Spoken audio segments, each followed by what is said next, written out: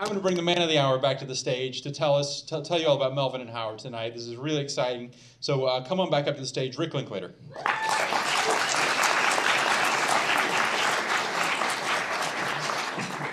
Thanks, Lars.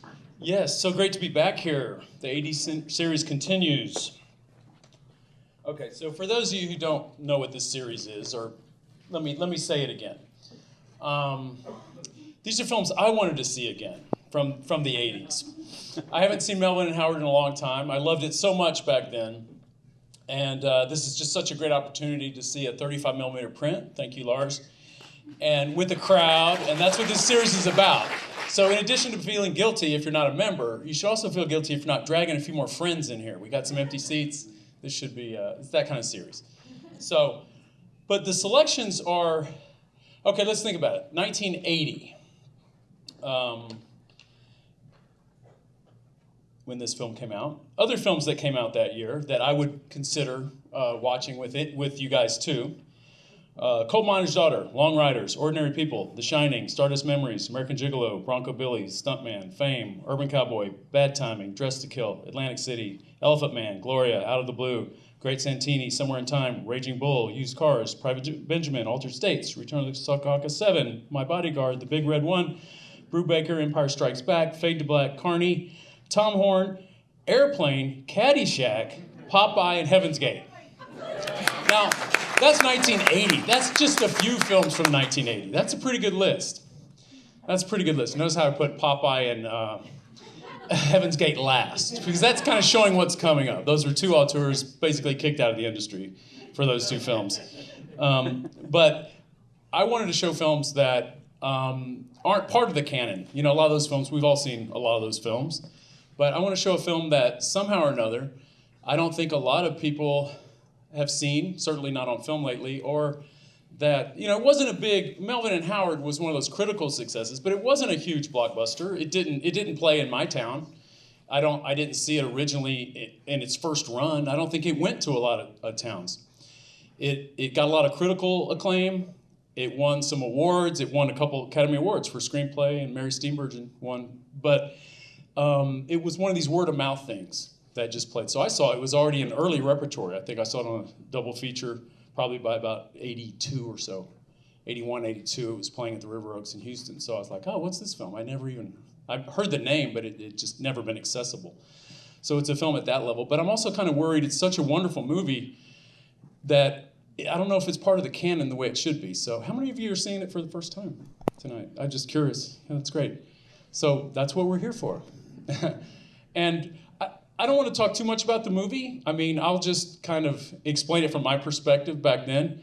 You know, if you're anywhere near my age, Howard Hughes, the Howard of the movie, notorious character. We all saw The Aviator, right? So you know his early years. But if you're coming of age, you know, at that time, you don't know Howard Hughes ever made movies. You know that he's just this crazy old fuck who lives in Vegas, who eats banana nut ice cream and watches Ice Station Zebra over and over, and he's just this weirdo who's reclusive and buys up, you know, the whole top. He lives in the penthouse. He buy out the whole floor. There were a lot of TV movies. Just a notorious character, the richest man in the world, and just one of the more eccentric billionaires of all time. This is before OCD was even, I think, a diagnosis. He was just this weird guy who wouldn't be touched and had compulsions and so, you know, sure enough, he dies in 1976 of malnutrition, you know, basically.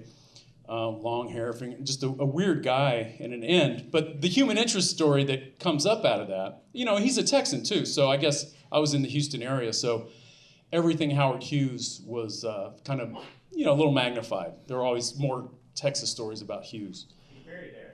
And he's buried, yeah, he's buried with his family right there in Glenwood Cemetery. So my dad had a summer job working at Hughes Tool, you know, so.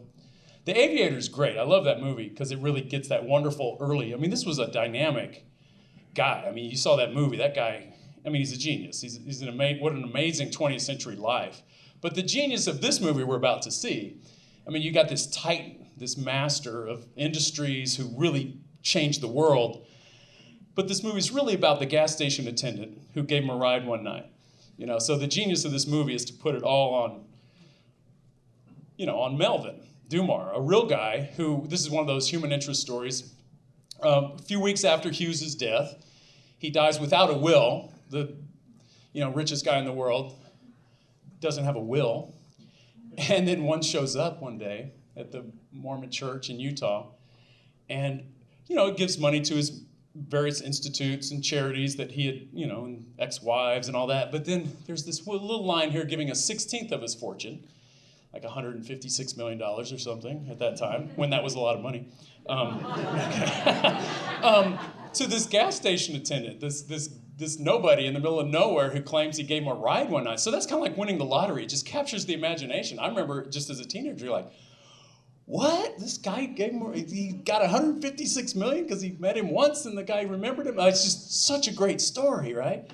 And so this movie's really about his life, and then where Hughes comes and goes, in and out of that. So let's enjoy it. There's plenty to talk about after. I don't want to give anything away.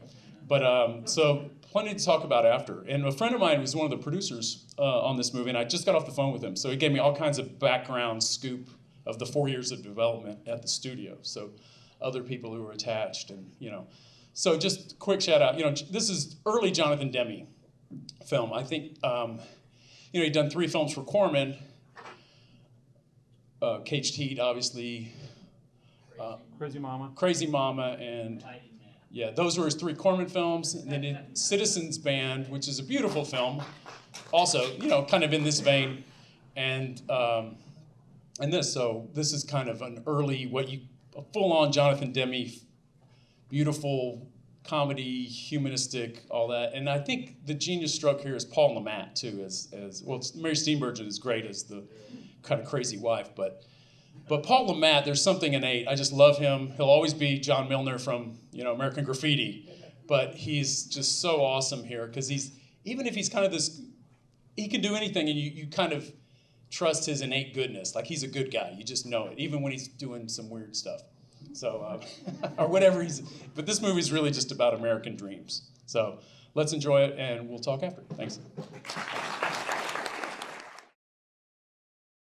It changes tone when the will enters. It kind of, the plot kicks in. But I love everything before that. I love the whole thing, obviously, but just the tone. Like, how can you pull that off? This is a studio film. This is Universal. Yeah. Unbelievable. And that subtle ending. It's just such a beautiful touch. That Demme touch. It's totally unique. It's just it's a kind of comedy that I don't know if I'd seen. If there was anything like that. Lewis, anybody like. It seemed like a new tone, kind of a new modern American kind of screwball, but subtle screwball.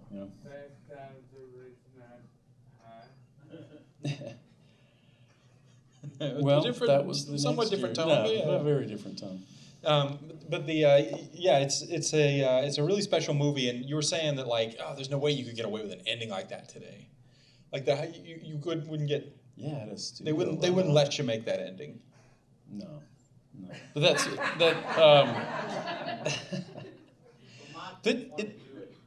it's still the 70s here. I always go this is an 80s series, but 2 weeks from now we're showing Star 80. I consider that the last 70s film. So plug for that. Don't miss that film. I've been on a few weeks ago we had a Warren Beatty Love Fest with Reds. 2 weeks from now we're going to have a Fosse Love Fest. There's going to be all kinds of special stuff. I just read there's a great biography out about him. And he considered Star 80 his best film. And that's saying a lot from Bob Fosse, who made so many great movies. So, or 4.5 masterpieces. So we talk about the difference between 70s movies and 80s movies. Like, what's the hinge? This is still a 70s What would characterize, if this had been made in 1986, how would it have been different? Well, I don't think it would have been made, first off, and it wouldn't have had Paul Le Mat starring in it. Yeah. Because he wasn't like a big star. Don Phillips, who's one of the producers I talked to this evening right before, he said, well, initially it was Mike Nichols was the first director kind of interested in the project. Don had flown at the press conference. That was a huge national story. They were the first ones there and got Melvin Dumar's life rights, and all the usual Hollywood comes to town and buys your story. And then so it was several years of development, but Their first director they were dealing with was Mike Nichols, and he was going to wait for Jack Nicholson to play Dumar. Could you imagine what a different movie we would be talking about? I mean, how kind of crazy is that, you know?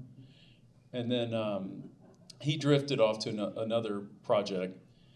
And the key thing there, he said, was they wanted to see Paul Le Mat, or they were pushing Paul Le Mat, and they went and saw Citizens Band, Handle with Care, you know, Demme's film from a couple years before this. And Nichols didn't like Le Mat. He's like, nah, but that director sure is good. Who's that guy? You know, so that kind of planted a seed in all their minds about, oh, who's this Jonathan Demme? They like the tone of Citizens Band. So that kind of put his hat in the ring. And he said they went out to Ashby once they had a script that Bo Goldman, they had hired to work on the script. He said the first title of it was Sonny. That's what everyone called Hughes. They even referred to him. Yeah. So he's called, and he said it was more like Howard and Melvin. It was really, he had gotten really enamored with Hughes. I mean, who wouldn't, you know? So he did all this research. It's like a 200-something page script about Hughes. Well, more so Hughes, and then a little more factual to all this. So Ned Tannen, the head of Universal, they kind of, well, let's go back to that original idea and make it really all about Melvin. They didn't want to do a film about Hughes. There was so much notoriety around him anyway that they did see the charm. And that's the head of a studio. He saw the charm of this story.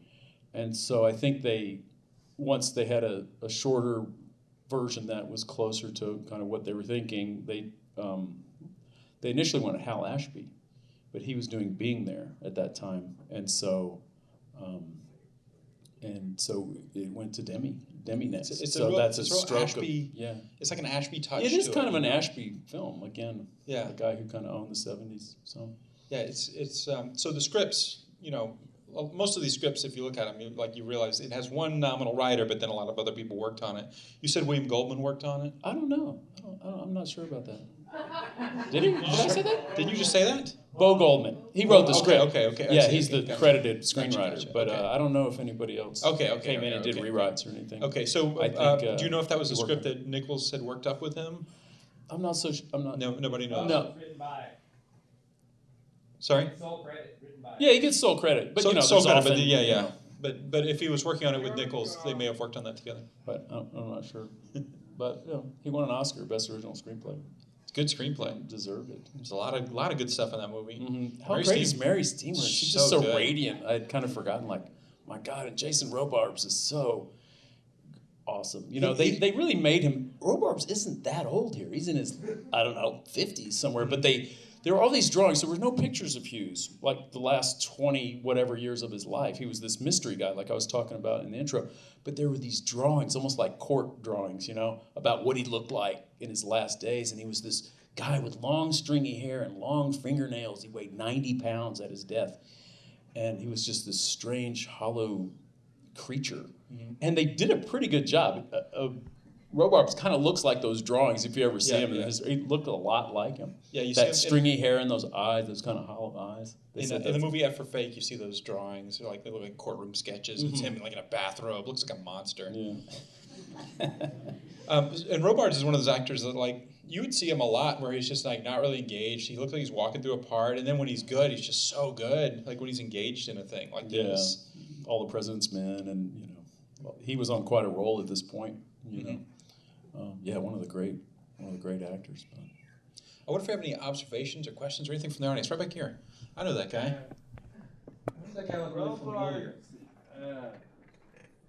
Are we talking about the other milkman of the month? Is that Sonny Carl Davis right there?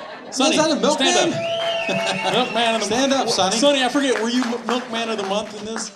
Or you were fine? I enjoyed working on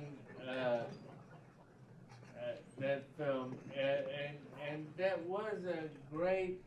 Everybody, Steve Burgeon, Jason Robards did with little words what we all want to do. It was just incredible to see it again, and thanks for showing it again. Demme is one of these filmmakers that let a filmmaker go. And when it's a mixed bag of nuts, but Demme did it early. And I cut my teeth on this guy that this is how you make films.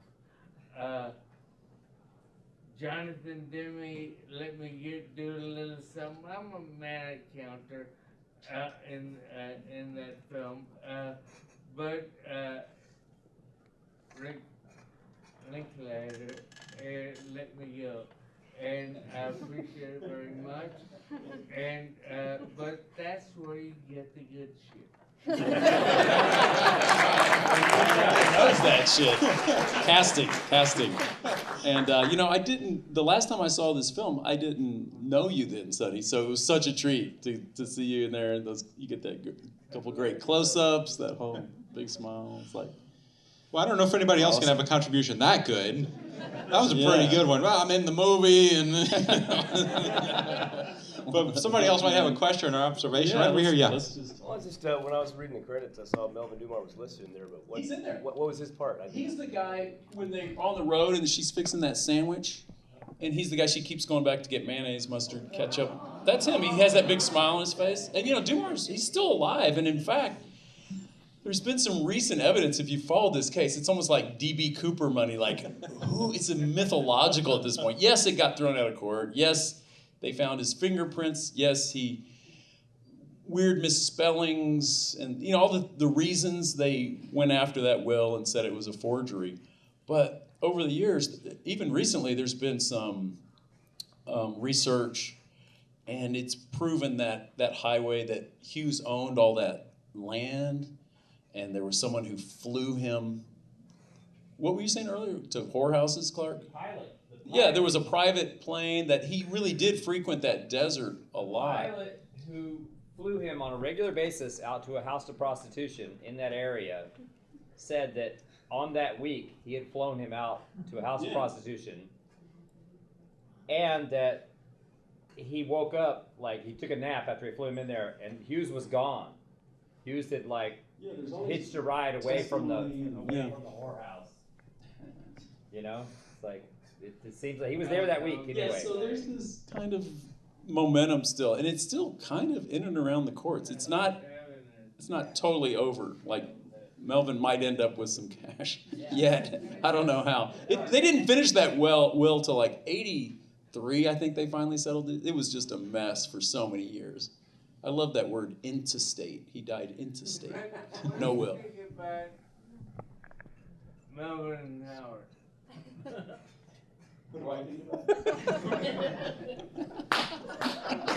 Vincent, I think you had to talk about it. Well, I was just going to say, kind of talking about if this film had been made in a different era, one of the things I think is really interesting in it is I think a different film would have been made making it more of solving a mystery. Did this happen or not? Is Melvin lying or not? And this basically takes Melvin's story. It goes with the myth. It just doesn't really question all the stuff that came out legally in the court. They really went after Dummar, and they hint everybody thinks you're lying, and he was made to look like a bit of a doofus who bumbled through this hoax, but I don't know, I love that the film takes that viewpoint. It picks that tone and that viewpoint and goes with it and grants him all that, star status humanity that. That's Hal Ashby. Yeah. That's Robert Altman. That's Jonathan Demme. Yeah. That's you, Rick. The film loves the characters. The film loves the characters first. Yeah, all of them. There's no bad guys in this movie. Loves every character. That's why this movie didn't make any money at the box office. That camera work, Dak. Yeah. It's the Demme Fujimoto. They go on and work together for forever and ever. Great team. Great group. Right over here, yeah. I was just going to say, I thought it was really resonant with the times now because my sympathies were totally with Melvin until he buys the car and the boat. It's an investment. It's an investment. Those go up in value. Don't you know that? Now everyone who is so in debt because we're like, it's okay, we'll get more money somehow. The interest rates were really high then too. I think it was. But you gotta love that game show she's on. For the youngsters in the house, there was a show back then called The Gong Show. Remember the Chuck Barris Gong Show? And then it's sort of Let's Make a Deal too. Yeah. So it's a nice hybrid of those two shows. But that was real. I remember as a kid just staring. Okay, door number three. And it's like, what would I do with that? You just spend your whole life fantasizing about it. And Easy Street is really the best possible name of that show they can have. Yeah, because that's what everyone's, It's so good. Yeah, right over here. Again, Vince, yeah. I love this movie a lot. About the game show, one of the things that's really interesting, the first reason I heard about this movie and tracked down seeing it is I read about it in an interview with Paul Thomas Anderson. Because this is a big, Demme's a huge influence on him, this film specifically, and the game show stuff, he really patterned all the game show stuff in Magnolia after the game show in this film. I hadn't thought of all that, but it's kind of clear. Hadn't seen his film, but even the beginning of this, when he's in the desert, those scenes in The Master, when he's driving around, and I guess Jason Robards himself, his singing, and that's, hey, a guy's got to, that's great. If you're going to pattern yourself or an homage about anybody. I think I hear a voice back there, Sonny. Demme captured this scene, this world of people, and like you do, my friend, and it is so refreshing. I don't need to see screaming vampires and robots.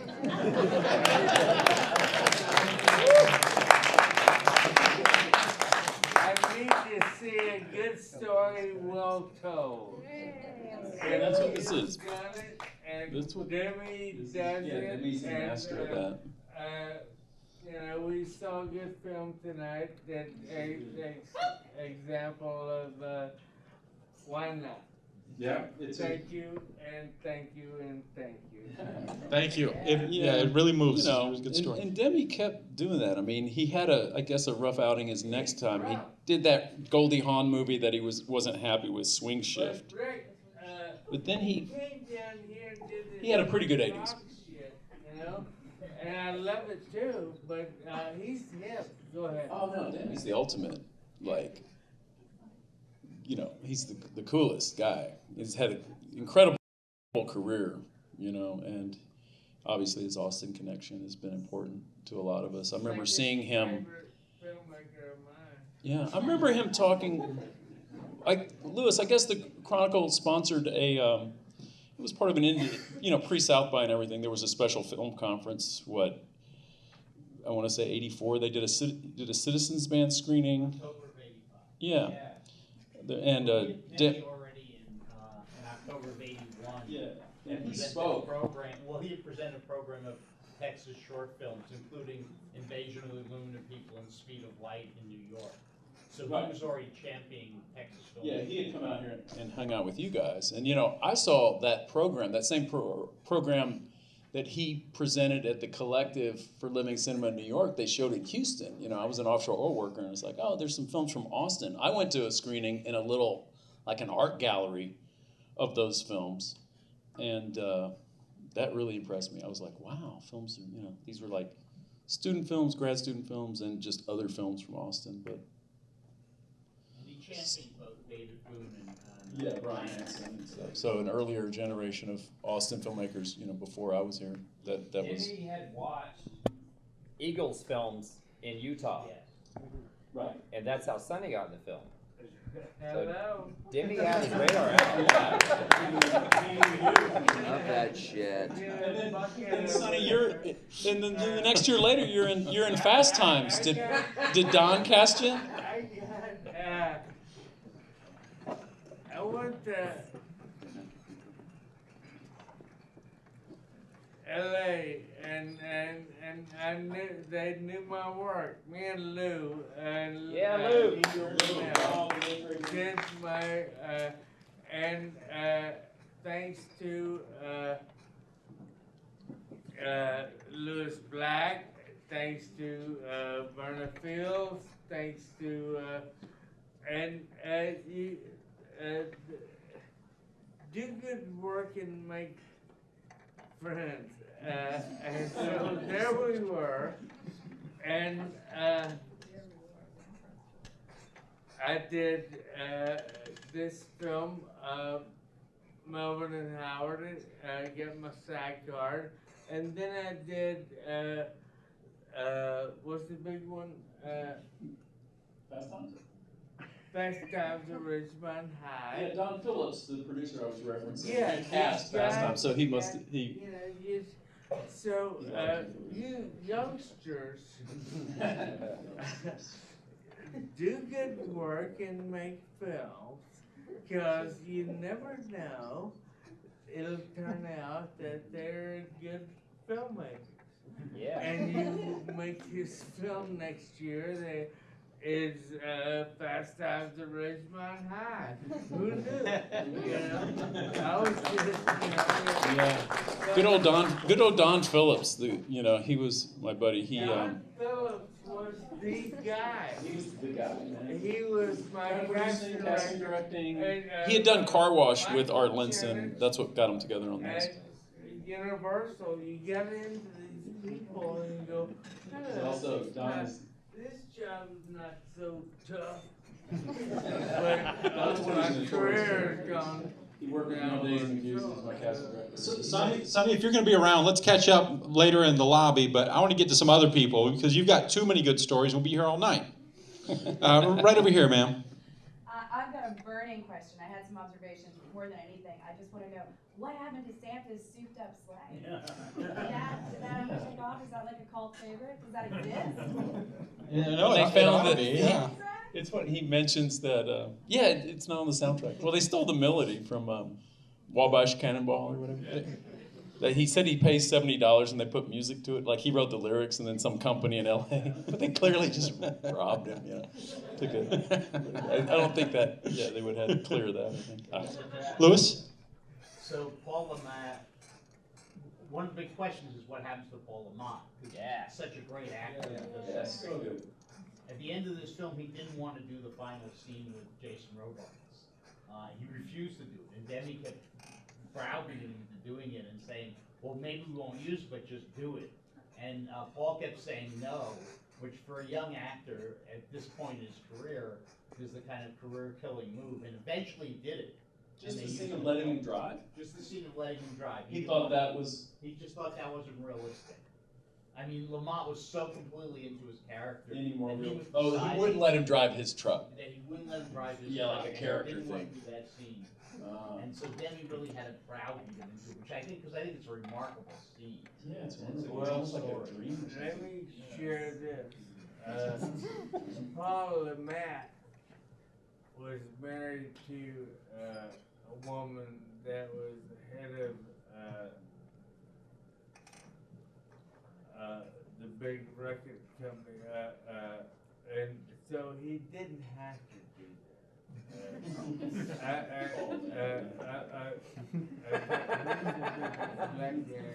Such a good actor. Anyway, so he didn't have to, and he disappeared, right? He pretty much Was this a situation where Demme would want to kind of like Scorsese had his De Niro, and was it because being in Citizens Band in this, like I wonder Yeah, if he's like kind of his guy at that he's point. kind of shaping up to be his guy, And he's sorta. invested, I these think two. he got really frustrated working with him on this. Really? But I mean, I think because we're so great Citizens Band I and know. great in this. Yeah. And great Such a in wonderful the movie. Yeah, he's one of those sort of like interesting story, like subject for further study. Yeah, like what happened to Paul Lamont? Yeah. He loves Austin.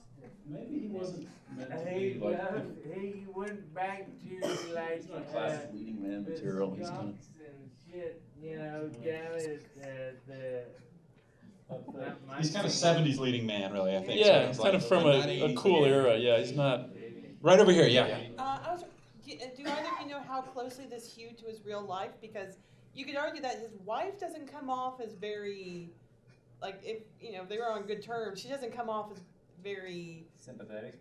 not sympathetic, but just it's kind of they had kind of a dicey personal life, and Yeah, clearly. and it's like, oh, we're gonna make a movie about how maybe this kid isn't mine. Yeah, I'm not so sure how close it was, if they had to get her life rights, or if they were insistent on all that being factually.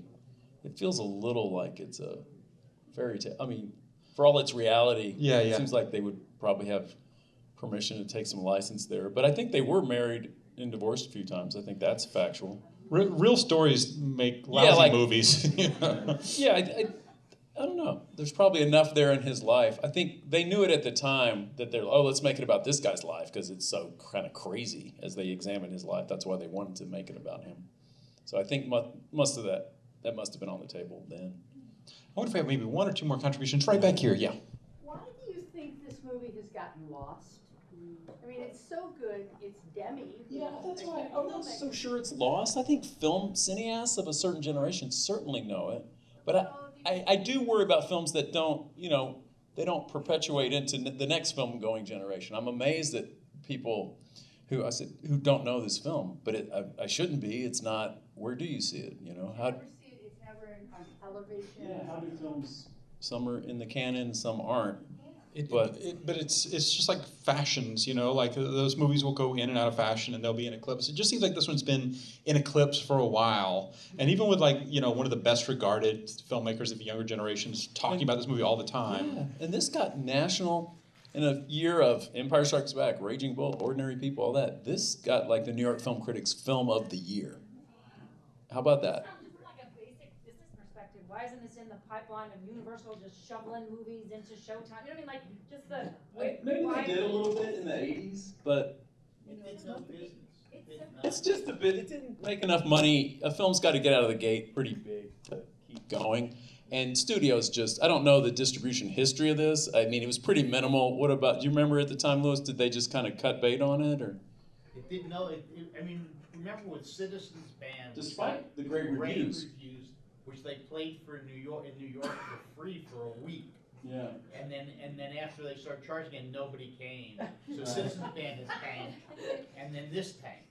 And so Demme couldn't get a job. Yeah, you make two critically acclaimed films, and then but people don't want to go see it. And even with the Howard Hughes thing, I think when people found out it wasn't so much about Hughes, they maybe would have shown up to that. He was still big name, but from a business perspective, for like home video and television, there could also be music. I mean, the fact that it's got Fortunate Son and Can't Get No Satisfaction. Yeah, that was true. A lot of the films from this era, when it went time to go to DVD, via video and stuff, they didn't have the rights to that music. And if a studio didn't see a lot of money on that carrot on the stick, they probably just said, screw it. We won't even go to.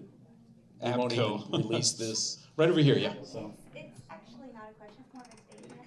I enjoyed the film. I mean, I thought it was great, but it's very dated. So the question of translating it over to people who aren't cinemaphiles, it's a movie that was done in the late 70s, early 80s that... When they still had milkmen. Yeah, but if we still have milkmen, there's no seatbelts. They're not in car seats. It's not one of those it's not that it's like a classic old movie. It was a great era. Where it just kind of... it just seems like of that kind of film where we're close enough to it that we can't relate in an old kind of a way.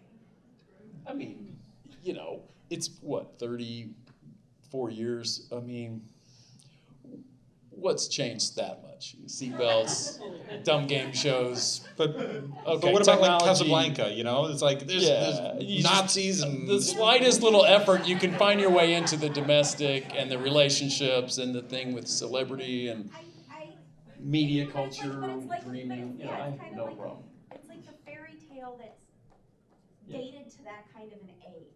It's like there's not a lot of 70s movies that we're seeing now, it seems like. Right. You see a lot of 80s stuff, but can't think of a lot of 70s stuff. And it's not like this has a 70s feel. It's not a science fiction. It's not a mystery. Yeah, but see, I think that what really dates is when you go science fiction and don't nail it completely, you know? Boy, does that date. 7 years later, you know, you're not, it's not happening if the effects are cheap and the story's, yeah, you're in a different world. But I don't know, I think 100 years from now, people can watch this and totally understand it, both, you know, from a whatever, anthropological look at rural Nevada and, you know, And suburban the American LA attitudes. from that time, you know. And the American dream, like that kind of Dale Carnegie. It's a good optimistic record of it, actually. Credit. Back here, Nebraska, yeah. Yeah, This crowd's getting out of control. I know. It's just And I blame Sonny. I really blame yeah, Sonny. Sonny, you really brought it tonight. Sonny, open Sonny, the door. Not the first time. All right. Not the first time now Sonny Sonny's Carl back. Davis has And now Sonny's disrupted back. Door number two. to ask you people, what do you like? You like Sonny. I like this house. It's a good house. We like the Marchesa. Come next week, It's a hell of a Godard. house. Let's talk about next week's movie. This is probably our lead out. Thank you, Sonny, for giving us our lead out, which is next week's movie. Yeah, we're showing Every Man for Himself, which is Godard's famous, you know, return to cinema after doing these kind of intensely political video, essay, video, TV. You know, his 70s were kind of so different than the 60s. So this was seen as a big comeback film for him. And I know it wasn't part of the Truffaut-Godard thing. So it's just another one from the early 80s that, you know, trying to show some international scope. So and why did you good choose Godard. this one? Because there were several other Godard films in the early 80s. You could do Carmen, you could do Passion, but I don't know. I think that it's that first one, and it went over with American audiences. It was kind of his return. So just that context alone, I don't really have, you know. And for people who That don't was- know a lot of Jean-Luc Godard, this is the one where he came back and reached out to the audience. This is going to blow your mind. At least This is a little, as much as this Godard is his can accessible movie. in the 80s. Yeah, so, but, yeah, so come next week. But seriously, the week after, Bob Fosse night here. I can't, that movie's a tragedy. If you read about it, it's a bummer, kind of. Oh, it's a tragedy. It was a tragic event of that era. But the film is amazing, and I really think it's a masterpiece. I so look forward to seeing it again. I haven't seen it in a long time, but it's just kind of it's incredible, really. So I'll be so yeah. Don't forget Cutter's Way. No, we got a great lineup. And Das Boot. They're all we're not messing around here. A beautiful German language print of Das Boot, Yeah. like a gorgeous looking print. All right, Yeah, this crowd is just nuts. It's insane. We better cut it here. I don't know what Yeah, happened. we're not We got to gonna make cut this it up. off. Okay, Thank see you all guys for next week. coming Thanks out. for coming, Thank you. man.